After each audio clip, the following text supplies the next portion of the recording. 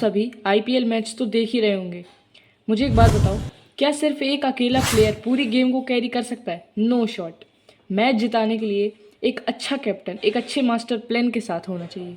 एक ऐसा power hitter जो एकदम क्रेजी एनर्जी दे, और एक ऐसे स्ट्रिक्ट फील्डर्स जो बाउंड्री पर दुश्मन को ब्लॉक करे। जब ये सब एक साथ कोऑर्डिनेट करते हैं तब आता है असली मज़ा। और पता है, हमारी बॉडी का सेल इंटीरियर भी एकदम इसी तरह काम करता है। हाँ, it's a literal coordinated working system. इसमें कोई भी अकेला फ्लेक्स नहीं करता, सारे ऑर्गेनलीज मिलकर पूरी गेम को कैरी करते हैं। तो चलिए स्टार्ट करते हैं बायोलॉजी का सबसे banger topic, the cell interior, a coordinated working system. Hello guys, नमस्ते, स्वागत है आपका मेरे चैनल पर। मेरा नाम है अनुभव और आप देख रहे हैं फोकसली स्टडी हब। तो आज हम लोग पढ़ने वाले हैं the cell interior, a coordinated working system वाला टॉपिक। पिछली वीडियो में इसके पहले के जितने टॉपिक थे सारे हो चुके हैं। ये पार्ट 3 होने वाला है द सेल चैप्टर का, जिसमें मैंने आपसे कहा था कि नेक्स्ट पार्ट 3 में हम लोग ये वाला कंटिन्यू करेंगे टॉपिक। तो चलिए फिर बिना किसी देरी के शुरू करते हैं। सबसे पहले देखो क्या लिखा है। तो स्टार्ट करना है हमको 2.3, the cell interior, a coordinated working system. यहाँ पर लिखा हुआ है कि you have learn that most cells have 3 basic parts. आपने ये पढ़ा होगा शायद कहीं ना कहीं कि जो सेल्स होते हैं उनके 3 एकदम मोस्ट बेसिक पार्ट्स होते हैं। फर्स्ट यहाँ पर है अ सिलेक्टिविटी परमेबल। मैंने आपको पिछली वीडियो में सिलेक्टिविटी परमेबल का मतलब समझाया था, है ना। जिन लोगों को नहीं पता उन लोगों को मैं बता दूं, selectivity permeable refers to a property of a barrier और membrane that allows only specific substances to pass through while blocking और रेस्ट्रिक्टिंग अदर्स। यानी कि सिलेक्टिविटी परमेबल एक ऐसी प्रॉपर्टी है जो एक बैरियर, मतलब जो अपना सेल मेम्ब्रेन होता है ना, उसमें एक ऐसा बैरियर है जो अलाउ करता है कुछ स्पेसिफिक सब्सटेंसेस को पास थ्रू होने में, जबकि वो दूसरे सब्सटेंसेस को ब्लॉक करे होता है। तो यही होता है सिलेक्टिविटी परमेबल का बहुत ही इजी मीनिंग। अब आगे लिखा हुआ है कॉल्ड द प्लाज्मा मेम्ब्रेन। और आपने ये भी पिछली वीडियो में पढ़ा होगा कि जो सेल मेम्ब्रेन होता है उसको हम प्लाज्मा मेम्ब्रेन भी बोलते हैं। सेकंड देखो, a semi fluid jelly like substance called the cytoplasm. एक साइटोप्लाज्म होता है जो कि जेली लाइक, एक semi fluid jelly like substance होता है जो कि आपको यहाँ पर दिख रहा होगा। देखो, ये है साइटोप्लाज्म, ये है साइटोप्लाज्म, ये है साइटोप्लाज्म और ये है साइटोप्लाज्म, जो कि एक semi fluid jelly like substance होता है, ठीक है। और एक प्रोमिनेंट न्यूक्लियस, यानी कि एक न्यूक्लियस जो कि आपको यहाँ पर ये दिख रहा है और ये दिख रहा है, ठीक है। लेकिन आपने एक चीज़ नोटिस करी होगी कि यहाँ पर जो ये बैक्टीरियल सेल है इसमें तो न्यूक्लियोइड है, न्यूक्लियस तो है ही नहीं। हाँ, इसमें न्यूक्लियस एब्सेंट होता है, इसमें होता है न्यूक्लियोइड, ठीक है। तो चलिए बिना किसी देरी के आगे बढ़ते हैं। In additional to the nucleus, the cytoplasm contains several sub cellular components called organelles.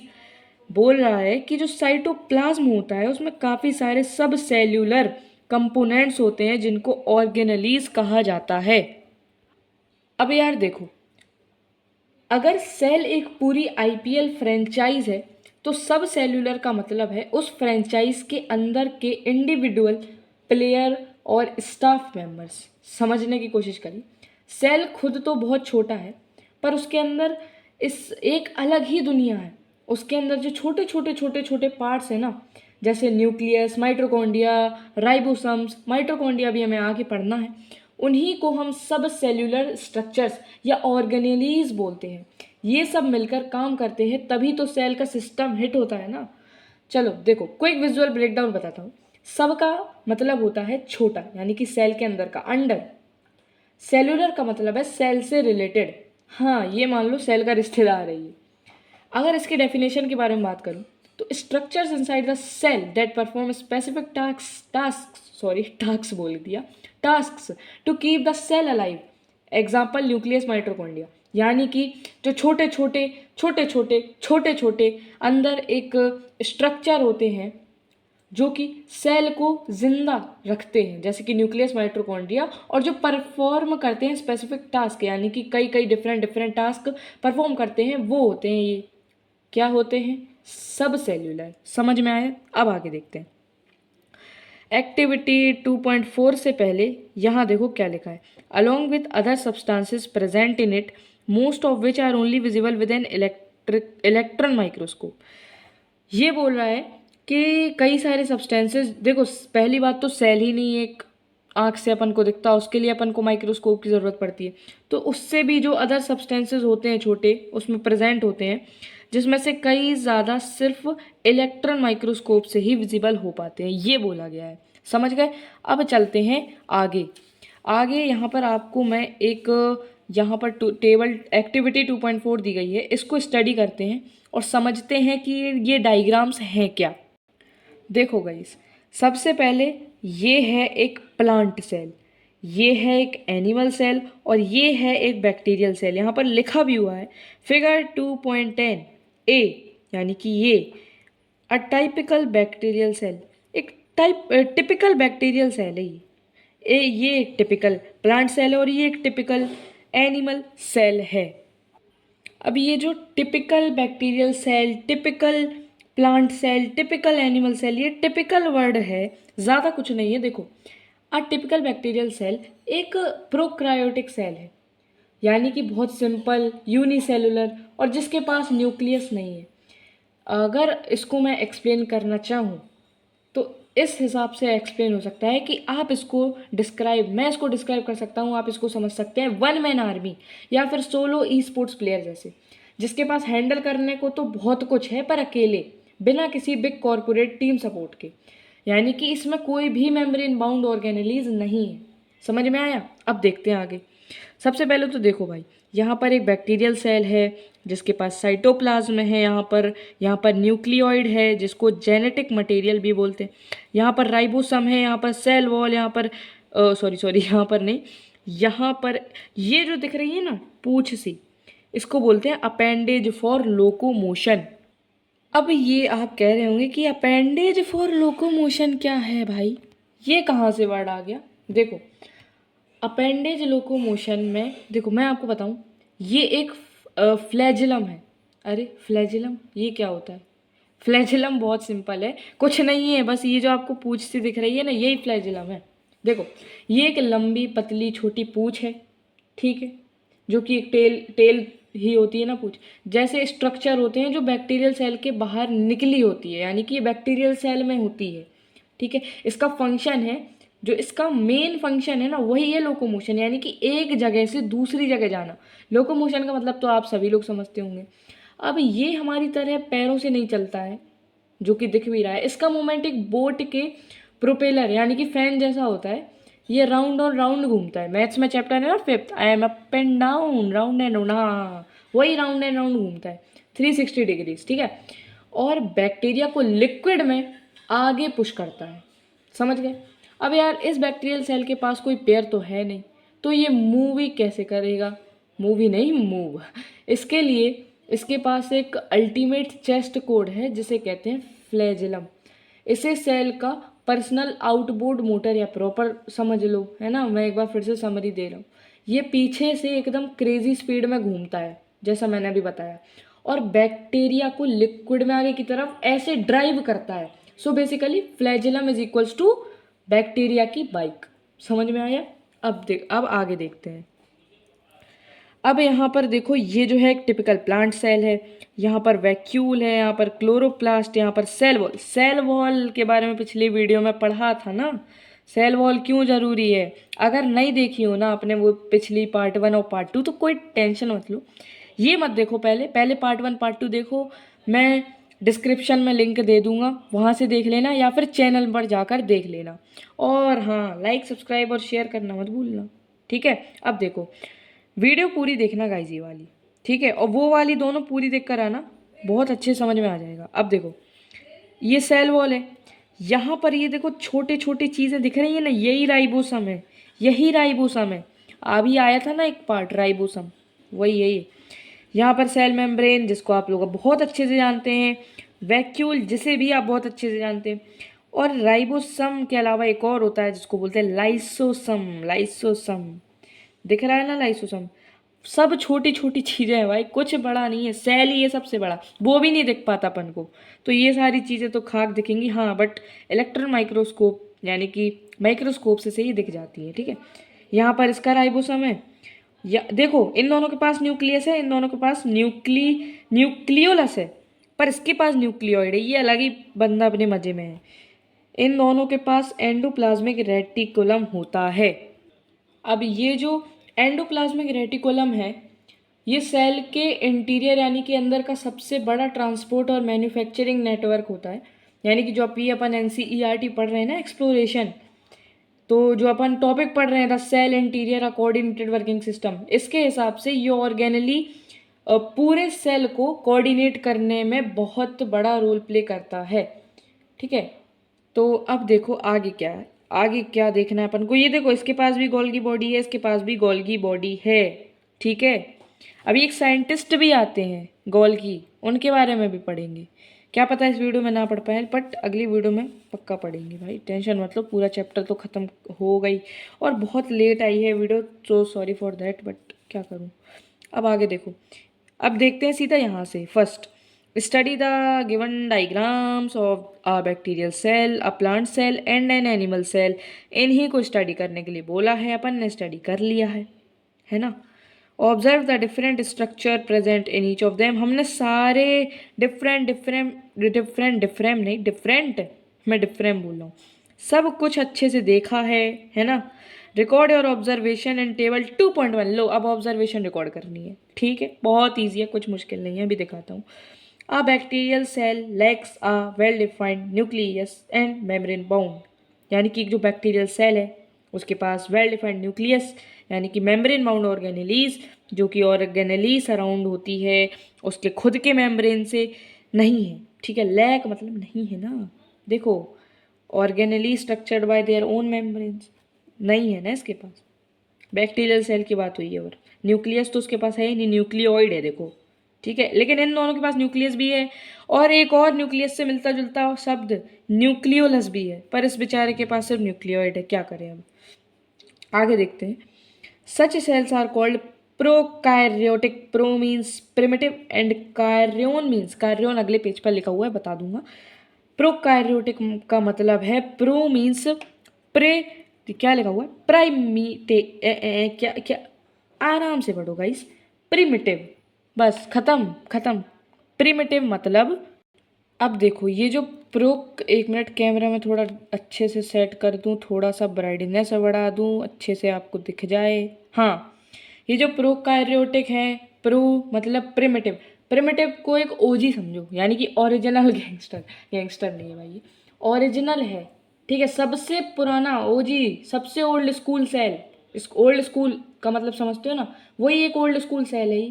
Prokaryotic cell का मतलब ही यही है। ये जो अर्थ है ना, सबसे पहला और सबसे सिंपल सेल है, जैसे कि बैक्टीरिया, बैक्टीरिया ही का तो अपन पढ़ रहे हैं ना। तो प्रो मतलब प्रिमिटिव, और कार्योन मीन्स, कार्योन का कार्योन क्या था, हाँ न्यूक्लियस। न्यूक्लियस ये कैसे, देखो दिखाता हूँ, एक मिनट। ये देखो क्या लिखा है, न्यूक्लियस है। अब ये न्यूक्लियस इसमें कैसे आ गया, देखो देखो देखो देखो, शुरू से एक बार फिर से पूरी समरी बताता हूँ। देखो, ये जो सेल वर्ल्ड है, ठीक है, इसका जो ओजी है यानी कि प्रोकार्योटिक सेल, ठीक है, ये सेल एकदम उस पुराने बटन वाले नोकिया फ़ोन जैसा है।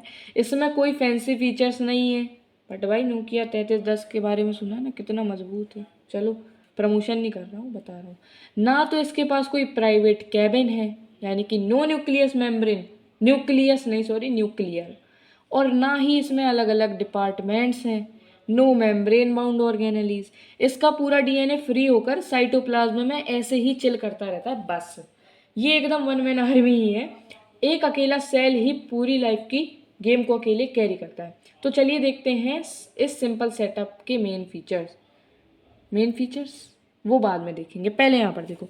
इन prokaryotic cells most cellular activities take place directly, यानी कि जो प्रोकार्योटिक सेल्स होते हैं जिसके बारे में बताया बहुत मैंने अभी, तो ये बहुत ही मतलब मोस्ट सेल्यूलर एक्टिविटीज इनके अंदर ही डायरेक्टली पोजीशन यानी कि टेक प्लेस का मतलब समझते हो ना, इन्हीं के अंदर डायरेक्टली ये एक्टिविटीज होती हैं इन द साइटोप्लाज्म, साइटोप्लाज्म में, ठीक है। इन कॉन्ट्रास्ट, देखो देखो फिर से एक बार बता देता हूँ, ये लाइन मेरे को खुद समझ में नहीं आई, आपको थोड़ी आई होगी। देखो देखो, in prokaryotic cells most cellular activities take place directly in the cytoplasm, यानी कि प्रोकार्योटिक सेल्स जो होते हैं उनमें जो ज़्यादातर सेलुलर एक्टिविटीज़ होती है वो डायरेक्टली साइटोप्लाज्म में एक्टिविटी परफॉर्म यानी कि टेक प्लेस करती हैं। अब समझ में आया ना थोड़ा ढंग का कुछ? हाँ तो बस बस समझ गए ना, बस वेरी गुड, तो फिर ख़त्म। अब देखो यहाँ पर क्या लिखा हुआ है, कहाँ है कहाँ है कहाँ है, हाँ यहाँ पर। इन कॉन्ट्रास्ट, एक कॉन्ट्रास्ट होते हैं भाई साहब। Plant and animal cells have a well defined nucleus and several membrane bound organelles. अब देखो बैक्टीरिया के पास, बैक्टीरियल सेल में ये मेम्ब्रेन बाउंड ऑर्गेनेलीज अपन ने पढ़ा लैक, ठीक है। प्लांट और एनिमल सेल जो होते हैं उनको एक न्यूक्लियस और एक मेम्ब्रेन बाउंड ऑर्गेनेलीज कह के अच्छे से डिफाइन कर सकते हैं अपन, ठीक है, इनमें होते हैं। Such cells are called eukaryotic, eu means true and karyon means nucleus, अभी बताया था। अब देखो प्रोकार्योटिक का मतलब बता दिया, तो यूकैरियोटिक का भी तो बताना है। तो यूकैरियोटिक सेल का मतलब है कि मतलब ओल्ड स्कूल नोकिया भी मैंने बताया, प्रोकार्योट है के बारे में अब एंट्री हो रही है एक प्रीमियम फ़ोन की, स्मार्टफोन की, यानी कि यूकैरियोटिक सेल। ये एकदम एक एडवांस और हाई टेक सेटअप है। इसके पास अपना एक प्राइवेट वीआईपी केबिन है, जैसे कि ट्रू न्यूक्लियस बोलते हैं इसको, ठीक है। जहाँ इसका डीएनए एकदम सेफ रहता है। और तो और इस सेल के अंदर अलग अलग काम के लिए पूरी मॉड्यूलर किचन और स्पेशलाइज्ड डिपार्टमेंट्स हैं, जैसे कि माइटोकॉन्ड्रियन और ईआर। ईआर ये क्या होता है? अरे ईआर, रुक जाओ 1 मिनट रुको। हाँ ईआर, अब ईआर अपन ने पढ़ा नहीं है यार अभी, एंडोप्लाज्मिक रेटिकुलम, हाँ वही है। और ईआर का मतलब ही मैंने बताया है। चलो नेक्स्ट पेज पर ही चलते हैं जहाँ पर अपन थे। ओके, तो फटफट आवाज आई कागज़ की, अब फटफट से पढ़ भी लेते हैं, चलो पढ़ लेते हैं। यू मीन्स ट्रू, सच, और कार्योन मीन्स न्यूक्लियस, ठीक है ठीक है ठीक है ठीक है। हमारी बॉडी, प्लांट्स और एनिमल्स सब इसी एडवांस सेल से बने हैं, मतलब it literally carries the entire complex life. भाई पूरी कॉम्प्लेक्स लाइफ यही कैरी कर रहा है अपनी। अपन अपने आप को बहुत 30 मार कहाँ समझते हैं, अगर ये ना हो तो अपन तो हो गए फिर ख़त्म। चलो आगे देखो। More details of the characteristics of prokaryotic and eukaryotic cells is given in table 2.2। Table 2.2 ये है, पहले इसको भर लेते हैं। देखो सेल के स्ट्रक्चर में बैक्टीरियल सेल, यहाँ पर देखो देखो क्या वो comparison different kind of cell based on their structure, यानी कि क्या चीज़ें प्रेजेंट है क्या चीज़ें एब्सेंट हैं ये पूछ रहे हैं। देखो पहला है सेल मेम्ब्रेन। क्या बैक्टीरियल सेल में सेल मेम्ब्रेन प्रेजेंट है? हाँ उसमें सेल मेम्ब्रेन तो होता ही है, तो इसमें पी लिख दिया। प्लांट सेल में भाई सेल मेम्ब्रेन सबके अंदर है, अपने अंदर भी है, तो तीनों में पी। एक एडिशनल और जोड़ देना, एच बी। ह्यूमन बॉडी, इसके अंदर भी सेल मेम्ब्रेन है भाई, है ही वो तो। सेल वॉल लेकिन एच बी में नहीं होती। अब एच बी यहाँ पर दिया नहीं गया, मैंने ऐसे ही बता दिया, यानी कि ह्यूमन बॉडी। सेल वॉल्स देखो बैक्टीरियल सेल में होती है, प्लांट सेल में होती है, पर एनिमल सेल में नहीं होती। पढ़ा था ना कि एल्गी में, बैक्टीरिया में और प्लांट में होती है ये सेल वॉल। और सेल वॉल का फंक्शन बताया था पिछली बार, ठीक है। साइटोप्लाज्म इस तीनों में प्रेजेंट होता है।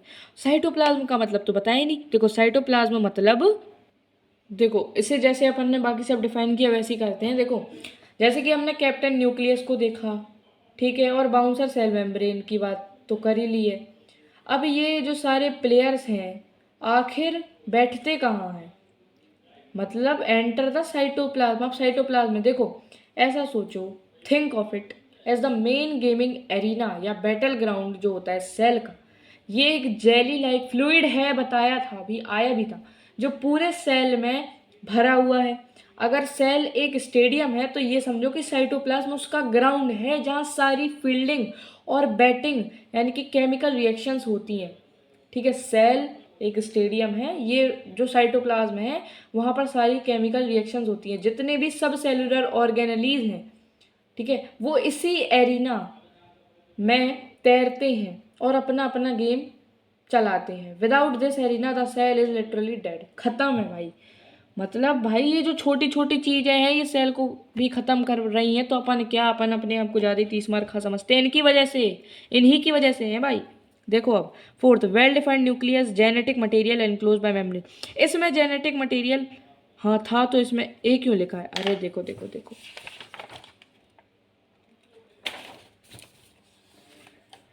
यहाँ पर क्या है, न्यूक्लियोइड जेनेटिक मटेरियल, और यहाँ पर क्या पूछा है, एक मिनट रुकना। न्यूक्लियस, तो न्यूक्लियस तो नहीं है ना इसके पास, तो सीधी बात है एब्सेंट लिख दिया। प्लांट सेल के पास प्रेजेंट होता है, एनिमल सेल के पास भी प्रेजेंट होता है, बट न्यूक्लियस इन दोनों में होता है, दिखाया भी था। और प्रिमिटिव न्यूक्लियस का मतलब समझा ही दिया है। और nucleoid genetic material without membrane around it, इन दोनों में तो, इसमें तो प्रेजेंट है, इसमें तो प्रेजेंट है, पर इन दोनों में एब्सेंट है। और मेम्ब्रेन बाउंड ऑर्गेनेलीज वो तो बताइए था, बैक्टीरियल सेल में है ही नहीं। पर प्लांट और एनिमल सेल में होती है भाई, होती है, ठीक है। अब टेबल 2.2 देख लेते हैं क्विक क्विक, ठीक है। Comparison between prokaryotic and eukaryotic cells. देखो कैरेक्टरिस्टिक देख लो इनके। प्रिमिटिव न्यूक्लियस प्रोकैरियोटिक में प्रेजेंट है, यूकैरियोटिक में एब्सेंट है। डायमीटर ऑफ टिपिकल सेल इसका होता है 1 to 10। अरे ये क्या है, यूएम? अरे यू नहीं है, इसको बोलते हैं माइक्रोमीटर। इधर पे लिख भी देता हूँ, जिसने देखी होंगी वीडियो उसको पता होगा, माइक्रोमीटर है ये, माइक्रोमीटर, ठीक है। इसका जो माइक्रोमीटर में जो मतलब डायमीटर होता है इसके टिपिकल सेल का, टिपिकल सेल का भी मतलब बताया भाई, प्रोकैरियोटिक सेल में वो 1 से 10 माइक्रोमीटर तक का होता है, और यूकैरियोटिक सेल में 10 से 100 माइक्रोमीटर। इसमें कितने सेल होते हैं एक ऑर्गेनिज्म में? इसमें यूजुअली यूनिसेलुलर, मतलब ये यूनिसेलुलर है प्रोकैरियोटिक, वो तो पता ही है हमको। और इसमें यूनिसेलुलर भी है और मल्टीसेलुलर भी हो सकता है, ठीक है। मेम्ब्रेन बाउंड ऑर्गेनेलीज, इन इसमें तो एब्सेंट है पर इसमें प्रेजेंट है, और मेम्ब्रेन बाउंड इसमें एब्सेंट ही होता है, इसमें प्रेजेंट होता है। Which of the cell given in figure 2.10 fall under the categories of prokaryotic and eukaryotic cell? बस वो 2.2, सॉरी 2.2 नहीं, 2.10, 2 पहले तो रेडी टू गो बियॉन्ड देखो। In eukaryotic cells a network of fine fibres forms the cytoskeleton. अरे यार ये cytoskeleton क्या है? साइटोस्केलेटन का मतलब भैया,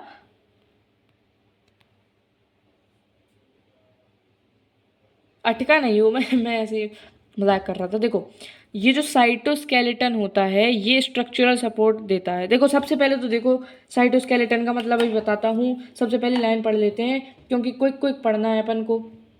बताओ भाई, क्विक क्विक की पढ़ना है ना, तो देखो इन यूकैरियोटिक सेल एक नेटवर्क होता है फाइन फाइबर्स का जो कि साइटोस्केलेटन बनाता है, जो कि स्ट्रक्चरल सपोर्ट प्रोवाइड करता है, सेल को शेप दिलाता है और एनेबल करता है कि सेल का मूवमेंट इंटरनल ट्रांस मतलब सही रहे सेल का मूवमेंट।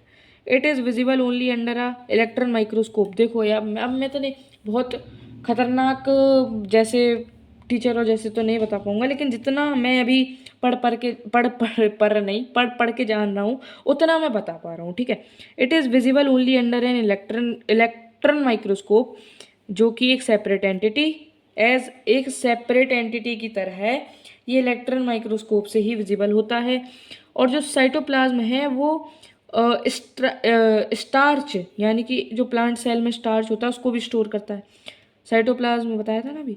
और क्रिस्टल ऑफ कैल्शियम ऑक्सलेट और सिलिका, जो कि कुछ प्लांट सेल में ये कैल्शियम ऑक्सलेट और सिलिका होते हैं। इनको देखो, these are known as cell, क्या लिखा है ये, इंक्लूजन्स, एक सेल इंक्लूजन्स की तरह इनको अपन डिफाइन कर सकते हैं, मतलब इनको बोल सकते हैं।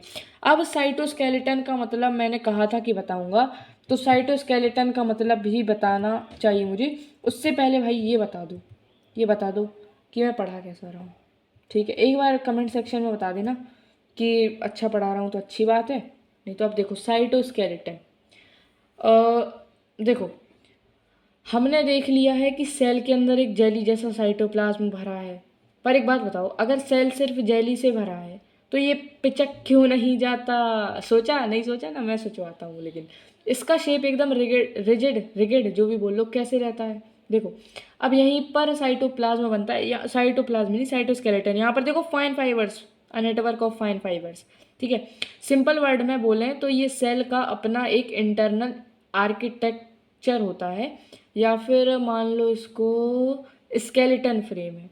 जैसे हमारी बॉडी को खड़ा रखने के लिए हड्डियां, बोन्स चाहिए ना, वैसे ही सेल के अंदर प्रोटीन्स का एक पूरा हाईवे और पिलर का नेटवर्क है। अब समझ में आया आया होगा। ये सेल को उसका परफेक्ट शेप देता है और ऑर्गेनेलीज को उनकी जगह पर लॉक करके रखता है ताकि पूरा सिस्टम कोऑर्डिनेटेड रहे। समझ गए अब आप लोग। अब आगे देखते हैं, नेक्स्ट पेज पर चलते हैं।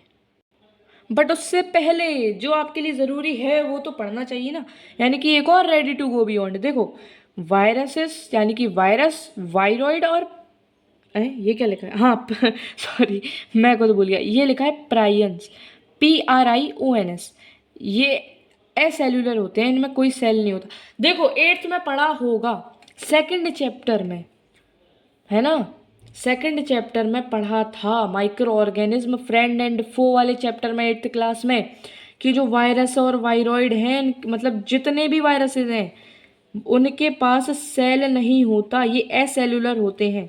Infectious agents that are too small to be seen under a light microscope, ये इतने छोटे हैं कि लाइट माइक्रोस्कोप से दिखते हैं। Viruses are composed of some genetic material with a protein coat. ये देखो जो वायरस होते हैं वो कुछ जेनेटिक मटेरियल, अभी जेनेटिक मटेरियल जैसे न्यूक्लियोइड का बताया था ना बैक्टीरियल सेल में, वैसे ही जेनेटिक मटेरियल है, इनके ऊपर एक प्रोटीन की कोट होती है। वायरॉइड लैक प्रोटीन कोट, लेकिन वायरॉइड में नहीं होती, वायरस में होती है। अराउंड इट्स जेनेटिक मटेरियल, इसके जेनेटिक मटेरियल के around, while prions are misfolded, prions folded misfolded होते हैं। Proteins which lack genetic material, और मिसफोल्डेड प्रोटीन होते हैं जिनमें ये जेनेटिक मटेरियल नहीं होता है। समझ में आया। अब आगे अगले पेज पर चलते हैं, ठीक है। अब आ चुका है एक नया टॉपिक, मतलब टॉपिक नहीं है नया, 2.3.1, why do eukaryotic cell need these organelles. अब देखो यूकैरियोटिक सेल में ऑर्गेनेलीज क्यों होते हैं, इनको ऑर्गेनेलीज क्यों चाहिए। देखो जो यूकैरियोटिक सेल होते हैं ये काफ़ी वेरिएशन लाइक प्रोसेसेस और डिफरेंट सेल ऑर्गेनेलीज इसके अंदर इंडिपेंडेंटली सेम टाइम पर काम करते हैं, यानी कि कैरी आउट करते हैं कुछ वेरिएशंस।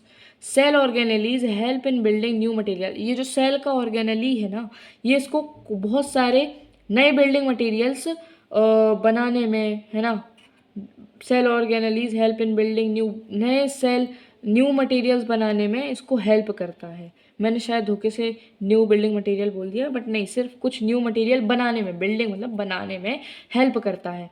रिमूविंग वेस्ट, वेस्ट को रिमूव करने में, जितना भी कचरा कूड़ा होता है उसको रिमूव करने में, और providing energy to the cell, cell को एनर्जी प्रोवाइड करता है। They work together to perform all functions of a cell, ये सारे एक साथ काम करते हैं ताकि ये सेल के अंदर सारे फंक्शंस को परफॉर्म कर सकें। इन अदर वर्ड, दूसरे शब्दों में बोला जाए तो a cell is like a tiny living factory, ये एक छोटी सी लिविंग फैक्ट्री जैसा है। With each of its part doing a specific job, इसका हर एक पार्ट कुछ अलग अलग जॉब कर रहा है फैक्ट्री के वर्कर्स की तरह। Let us explore these specialised structures present inside a cell. अब कुछ स्पेशलाइज्ड स्ट्रक्चर देखते हैं जो कि सेल के अंदर हैं। सबसे पहले तो भाई देखो ये है एक न्यूक्लियस का स्ट्रक्चर, इसको एक बार स्टडी कर लो। देखो यहाँ पर एक ये लेयर है, एक इसके ऊपर लेयर है, दो लेयर दिख रही होंगी, एक ये लेयर है, एक इसके ऊपर लेयर है, जिसको डबल लेयर्ड न्यूक्लियर मेम्ब्रेन बोला जाता है। भाई देखो मेम्ब्रेन होता है, सबके अंदर होता है, पता ही था, तो इसमें भी मेम्ब्रेन है, न्यूक्लियर मेम्ब्रेन है क्योंकि ये न्यूक्लियस है ना, तो इसमें डबल लेयर्ड न्यूक्लियर मेम्ब्रेन होता है। समझ गए, ये पूरा न्यूक्लियस है। न्यूक्लियोलस, अब न्यूक्लियस है तो न्यूक्लियोलस तो होगा ही, तो ये रहा न्यूक्लियोलस। ये रहे न्यूक्लियर पोर्स, छोटे छोटे छोटे छोटे पोर होते हैं, लाइक मैं आपको, अरे भाई ब्लरी मत हो, ऐसे ऐसे छोटे छोटे पोर्स होते हैं। और ये है क्रोमैटिन, क्रोमैटिन, क्रोमैटिन, ये दिख रहा है धागे जैसे, क्रोमैटिन यही होते हैं। क्रोमैटिन का मतलब है कि देखो जैसे मैं बताऊं, जैसे अपन ने पढ़ा कि कैप्टन न्यूक्लियस की बात अपन ने करी, और जो कैप्टन के अंदर दिमाग में जो प्लान चल रहा है ना, वो रहता कहाँ है। अब यहीं से क्रोमैटिन का सवाल आता है। देखो ऐसा सोचो, think of it as the cell's master hand hard drive, sorry hand नहीं हार्ड ड्राइव। देखो सेल की एक मास्टर हार्ड ड्राइव या सोर्स कोड समझ के चलना भी। ये मैंने हैंड इसलिए बोल दिया, हार्ड मेरे दिमाग में चल रहा था, हैंड बोल गया वो। जब सेल नॉर्मल चिल कर रहा होता है, एकदम जेन जी भाई मैं बता रहा हूँ, जब चिल कर रहा होता है तो उसके न्यूक्लियस के अंदर पेटल पेटल थ्रेड्स, मैंने बताया ना रेशे धागे जैसे, धागों का एक बहुत बड़ा जाल फैला होता है एकदम। ऐसा मानो जैसे आपने वायर्ड ईयरफोन्स यूज़ करे हैं, हाँ करे होंगे भाई, अपन एक ऐसी जनरेशन से जिनने करे रखे हैं। तो कैसे वो छोटे में उलझ जाते थे, है ना, वैसे ये उलझे हुए हैं, वैसे ही ये उलझे हुए हैं। इसी टेंगल्ड नेटवर्क को हम क्रोमैटिन बोलते हैं। इसमें सेल को नहीं, सेल का पूरा डीएनए पैक होता है, समझ रहे हो। जो पूरी गेम के को सॉरी मैं ज़्यादा तेज़ बोल नहीं रहा, वो मतलब बोल रहा हूँ तो पता नहीं क्या क्या बोल रहा है, आराम से बोलो। जो पूरी गेम को पीछे से कंट्रोल करता है, और जब सेल डिवाइड होने लगता है तो यही क्रोमैटिन एकदम नीटली फोल्ड होकर क्रोमोसम्स बन जाता है। क्रोमोसम्स पढ़ा था, एक्स वाई क्रोमोसम भैया, जहाँ से बायोलॉजी क्लास 8th में स्टार्ट हो गई थी, क्रोमोसम पढ़ा था, एक्स वाई क्रोमोसम पढ़े थे ना, हाँ बस वही क्रोमोसम है। अब देखो न्यूक्लियस हाउस ऑफ कोडेड इंस्ट्रक्टन, अरे इंस्ट्रक्टन पढ़ रहा हूँ। मैंने अभी आपके बारे में मास्टर हार्ड ड्राइव या सोर्स कोड के बारे में बात करी थी, वही चीज़ समझ के देखो। The nucleus has a double layered covering called the nuclear blah blah blah blah, ये सब हम लोग भाई साहब बता चुके हैं, पढ़ चुके हैं। मतलब इसमें डबल लेयर होता है जिसको न्यूक्लियर मेम्ब्रेन बोलते हैं। इसके पास पोर्स होते हैं जो इसको ट्रांसफर मटेरियल को बीच में, न्यूक्लियस और साइटोप्लाज्म के बीच में मटेरियल ट्रांसफर करने में मदद करते हैं। और जो न्यूक्लियोलस है ये है dense round body in nucleus. ये एक बहुत ही गहरी राउंड बॉडी होती है न्यूक्लियस में, जहाँ पर जो सिंथेसिस होता है ना राइबोसोमल सब यूनिट्स का, राइबोसम से उन्हीं के सब यूनिट्स, छोटे छोटे यूनिट्स जो कि टेक प्लेस, यानी कि यहीं इन्हीं सब यूनिट्स में प्लेस करते हैं। These subunits then exit the nucleus to cytoplasm, where one large and one small subunits assemble to form ribosome। यही जो सब यूनिट हैं फिर न्यूक्लियस से निकलकर साइटोप्लाज्म में जाती है, जहाँ पर कई सारे लार्ज और छोटे छोटे सब यूनिट्स होते हैं, छोटे ही होंगे सब यूनिट्स हैं तो, जो कि असेंबल हो जाते हैं, एक राइबोसोम बनाते हैं, इसलिए इसको राइबोसोमल सब यूनिट्स बोलते हैं। समझ रहे हो ना बात, अब समझ रहे होंगे आई थिंक अच्छे से, राइबोसोमल वगैरह वगैरह सब। देखो द न्यूक्लियस कंटेन्स क्रोमोसम, हाँ भैया न्यूक्लियस में क्रोमोसम होते हैं, समझ लिया। Which are visible as rod shape, हाँ भैया रॉड शेप। अरे आप लोगों में से किसने वो खेला है आइस क्रीम, उसमें होता था ना वो रॉड, बर्फ जमा देता था भाई अपनी, मैंने भी खेला है भाई बचपन में, मज़ा आता है, बचपन ही तो चल रहा है भाई, ज़्यादा बड़े थोड़ी ना हो गए। हाँ तो वैसे ही वो जमा देता था ना बर्फ़ से, वही रॉड शेप्ड, लेकिन ये दूसरी रॉड है। आप जिम की रॉड देखी होगी ना, ऐसी होती है, हाँ यही, कोशिश करते हो उठाने की पर उठता नहीं है, वो बात अलग है, उसको छोड़ो। ये रॉड शेप्ड स्ट्रक्चर होते हैं only when the cell is about to divide, जब सेल डिवाइड होने लगता है, जब सेल डिवाइड होने लगता है तभी ये विजिबल होते हैं रॉड शेप जैसे, यही chromosomes nucleus. Chromosomes contains information for inheritance of characters from parents to the next generation in the form of DNA. ठीक है, देखो ये जो क्रोमोसोम होते हैं ये कुछ इन्फॉर्मेशन कंटेन करते हैं कुछ कैरेक्टर्स की अपने पेरेंट्स। देखो कोई भी बॉडी होगी तो उसके अंदर अपने पेरेंट्स के जीन्स जेनेटिक्स तो आएंगे ही ना, वही चीज़ है जो कि नेक्स्ट जनरेशन फॉर्म करती है डीएनए। ओ आज पहली बार डीएनए की फुल फॉर्म पता लगी, इसको बोलते हैं डिओक्साइरी क्या क्या क्या क्या, मेरी भी जुबान फिसल जाती है लेकिन मैं बताता हूँ, इसको बोलते हैं डिओक्साइरी बाउंड। देखो एक मिनट रुको यार, इसको मैं क्या, अरे यार कुछ मेरे को बताना था, अरे भाई भाई भाई क्या बताना था मेरे को। देखो इसको ना अपन लोग वर्ड में तोड़ तोड़ के पढ़ते हैं। पहले पढ़ते हैं डिओ, तो deoxyribonucleic acid, deoxyribonucleic acid, deoxyribonucleic sorry deoxyribonucleic acid, लाइस इसको लाइस ही पढ़ना भाई साहब, डिओक्साइराइन बोनसलाइस एसिड। ठीक है, आज पहली बार पता चला होगा आपको डीएनए का फुल फॉर्म, है ना भाई, है ना, है ना। तो मॉलिक्यूल्स होते हैं ये, बेसिकली मॉलिक्यूल्स, एटम्स, वही सब चीज़ें हैं। केमिस्ट्री आने तो मॉलिक्यूल्स एटम सब होगा फिर तो। Chromosomes are composed of DNA and specific proteins. ये जो क्रोमोसम्स होते हैं ये यही डीऑक्साइराइन बोनस लाइस एसिड यानी कि डीएनए से स्पेसिफिक प्रोटीन्स से कंपोज्ड होते हैं। DNA molecules contain the genetic information. जो डीएनए मॉलिक्यूल्स होते हैं यानी कि डीऑक्साइराइबोनस लाइस एसिड के पास ये इसके जो मॉलिक्यूल्स होते हैं ये बहुत सारी जेनेटिक इन्फॉर्मेशन कंटेन करते हैं। मतलब इनके अंदर बहुत जेनेटिक इन्फॉर्मेशन, मतलब जो जेनेटिक इन्फॉर्मेशन है ये डीएनए मॉड्यूल्स कंटेन करते हैं। The functional segments of DNA are called genes, है ना। ये जो फंक्शनल सेगमेंट है डीएनए की यानी कि डीऑक्साइराइबोनस की, जैसा मेरे पे बन रहा है वैसा मैं बोल रहा हूँ, डीऑक्साइराइन बोनस लाइस एसिड की, लीस बोल देते हैं, डीऑक्साइराइन बोनस लीस एसिड की, इसको जीन्स बोलते हैं, ठीक है। In a non dividing cell, जब कोई सेल डिवाइड नहीं होता, this DNA is parent as part of chromatin. Chromatin का मतलब बताया, तो ये जो डीएनए होता है ये प्रेजेंट, पेरेंट पढ़ा गया मैंने तो, सॉरी, ये डीएनए प्रेजेंट होता है क्रोमेटिन मटेरियल के पार्ट में, यहाँ पर लिखा है ना material. Chromatin material is visible as N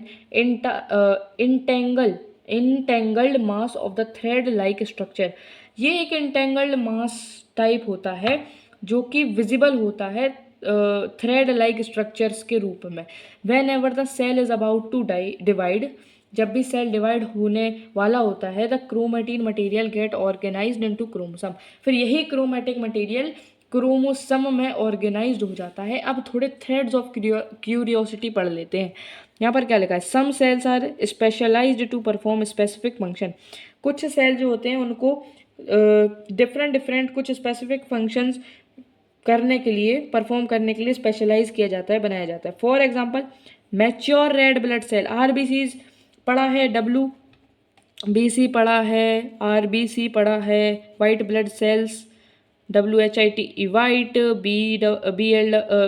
BLWD blood, और ये सेल्स रेड ब्लड सेल्स भी पढ़े हैं, RED रेड, और ब्लड BLWD ब्लड, और ये सेल्स ये भी पढ़ा है ना आप लोगों ने 8th में।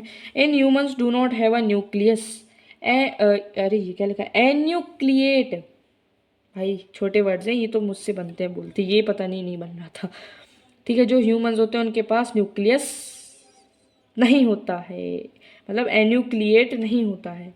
The absence of a nucleus provide more space for haemoglobin. अब देखो न्यूक्लियस नहीं होता इसलिए बहुत सारा हीमोग्लोबिन के लिए स्पेस बचा रहता है, allowing to transport a larger amount of oxygen to all cells of the body. इसलिए सारे जो बहुत लार्ज अमाउंट के ऑक्सीजन होते हैं वो सारी बॉडी में सारे अच्छे अमाउंट में, लार्जर अमाउंट में जितना ऑक्सीजन होता है वो सेल्स, बॉडी के सेल्स में जाता रहता है।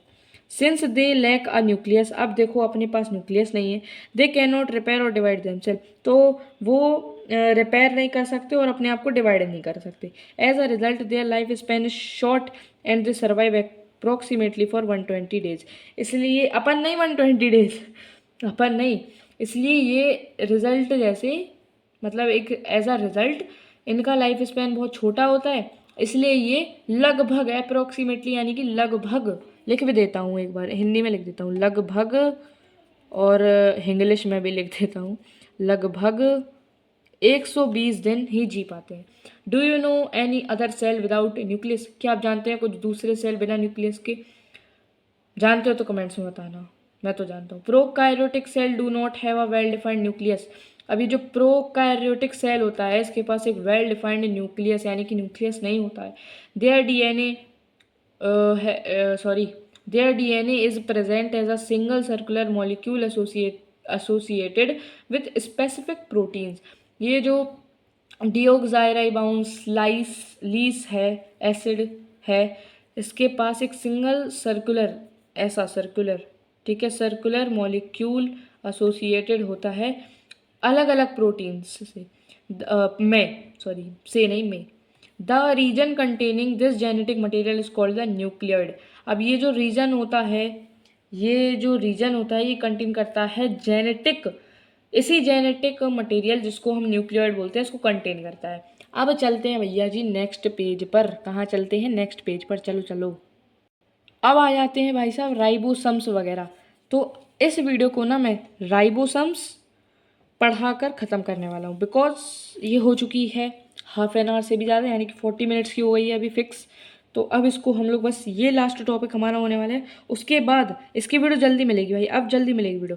एंडोप्लाज्मिक रेटिकुलम यानी कि ईआर मैन्युफैक्चरिंग फैक्ट्री की वीडियो जल्दी मिलेगी। इसके बाद से देखो यहाँ पर जी आ गए ना साइंटिस्ट जी भैया, गोल्गी एपेरेटस, मैंने बताया था ना आएंगे, हाँ ये वही है। इनको भी पढ़ेंगे कल और ख़त्म करेंगे जल्दी जल्दी। अभी राइबोसोम जल्दी से पढ़ लेते हैं। द प्रोटीन फैक्ट्रीज, ये है एक प्रोटीन की फैक्ट्री भाई साहब, प्रोटीन के डब्बे वाली नहीं, प्रोटीन फैक्ट्री है अपने सेल में। These are tiny structures may be present either freely in the cytoplasm or attached to the endoplasmic reticulum। अब देखो ये कुछ छोटे छोटे स्ट्रक्चर होते हैं, छोटे छोटे छोटे छोटे छोटे स्ट्रक्चर होते हैं जो कि फ्री होते हैं, फ्रीली प्रेजेंट होते हैं साइटोप्लाज्म में या फिर एंडोप्लाज्मिक रेटिकुलम से अटैच्ड होते हैं। Ribosomes are the site of protein synthesis. अभी जो राइबोसम होते हैं ये प्रोटीन सिंथेसिस के साइट्स होते हैं, एंडोप्लाज्मिक भी पढ़ ही लेते हैं। मैन्युफैक्चरिंग फैक्ट्री ये है। देखो जो एंडोप्लाज्मिक रेटिकुलम है ईआर, ये बहुत एक लार्ज ऑर्गेनेली है जो कि एक नेटवर्क फैलाता है अपने साइटोप्लाज्म में सेल के। ये जो ईआर है वो continuous, the ER is continuous with the outer membrane of nuclear envelope. अभी जो ईआर है ये बहुत कंटिन्यूअस होता है, एक न्यूक्लियर एनवेलप होता है, आउटर मेम्ब्रेन बोलते हैं जैसे आपने पढ़ा भी होगा, ठीक है। The ER plays a key role in the synthesis and transport of protein. अब ये जो एंडोप्लाज्मिक रेटिकुलम है ये एक की रोल प्ले करता है सिंथेसिस में और प्रोटीन के ट्रांसपोर्ट्स में, फैट्स के ट्रांसपोर्ट में, लिपिड्स के ट्रांसपोर्ट में, फैट्स यानी कि लिपिड्स, और कुछ हार्मोन जो कि some of the specialized cell, कुछ स्पेशलाइज्ड सेल के हार्मोन्स होते हैं। In the structure of the ER यानी कि एंडोप्लाज्मिक रेटिकुलम के स्ट्रक्चर में in a cell varies depending on its function. अब सेल उसके फंक्शन पर डिपेंड करता है। There are two types of endoplasmic reticulum. भैया लो, अब एक इसमें रफ है एक इसमें स्मूथ है। अब दो ये भी पढ़ो, चलो पढ़ लो, ईजी है दोनों, हार्ड नहीं है। एक होता है, एक को समझो आप, देखो R.E.D, rough endoplasmic reticulum, RER, ठीक है। It looks rough under an electron microscope because it has ribosomes attached to its surface. यानी कि ये बहुत रफ दिखता है कि इलेक्ट्रॉन माइक्रोस्कोप के अंदर, क्योंकि इसके पास राइबोसम अटैच होते हैं इसके सरफेस से, and is mainly involved in protein synthesis और प्रोटीन सिक्रेशन। और ये इन्वॉल्व होता है प्रोटीन सिंथेसिस और प्रोटीन सिक्रेशन में। For example in gland cells, ये ग्लैंड सेल्स में होता है, such as pancreatic cell. Pancreas के बारे में जानते हो ना, हाँ वही पैनक्रिएटिक सेल्स। अब देखते हैं हम लोग SER यानी कि स्मूथ एंडोप्लाज्मिक रेटिकुलम। अब देखो it does not have ribosomes on it surface. अब इसके सरफेस पर राइबोसम्स नहीं होते और इसलिए ये स्मूथ दिखता है। It is involved in the synthesis and storage of fat and hormone. ये इन्वॉल्व होता है सिंथेसिस में और फैट्स और हार्मोन के स्टोरेज में। तो भैया यहीं पर समाप्त होती है आज की बहुत ही प्यारी सी वीडियो। अब हमको पढ़ना है गोल्गी एपेरेटस, जो कि हम कल पढ़ेंगे। इसको स्टार लगा लो भैया, स्टार लगा लो। तो यहीं पर ख़त्म होता है, ख़त्म नहीं होता है, मेरी वीडियो ख़त्म होती है। चैप्टर तो बहुत है भाई, एक बार चैप्टर देखें भाई। अभी तो माइटोकॉन्ड्रिया बच्चा है, इसके बाद एक पेज है, इसके बाद एक पेज है, फिर एक और साइंटिस्ट हैं अरुण कुमार शर्मा जी, और फिर रिवाइज रिफ्लेक्ट। भाई अभी तो बचे हैं लगभग एक या फिर 2 पार्ट और आएंगे, बस फिर ख़त्म हो जाना है भाई। तो ख़त्म करते हैं इस वीडियो को और हम लोग स्टार्ट करेंगे फिर गोल्गी एपेरेटस से। तो ठीक है, इस वीडियो को आई होप आपने पूरा देखा होगा और कमेंट्स में ज़रूर बताना मैं ढंग का अच्छा पढ़ा रहा हूँ तो ठीक है, आपको समझ में आ रहा हो तो अच्छी बात है, वरना बताना तो मैं इम्प्रूवमेंट करूँ। हर वीडियो में यही बोलता हूँ मैं। और ये वीडियो को कर देना लाइक, सब्सक्राइब और शेयर कर सकते हो तो कर देना, मतलब करना चाहो तो कर देना, लाइक सब्सक्राइब कर देना। अब मैं मिलता हूँ आपसे अगली वीडियो में जिसमें हम गोल्गी एपेरेटस से देखेंगे पूरा चैप्टर। तो तब तक के लिए बाय बाय, टेक केयर, और हाँ ऐसे ही हेल्दी बने रहना। तो मिलते हैं नेक्स्ट वीडियो, तब तक के लिए बाय बाय।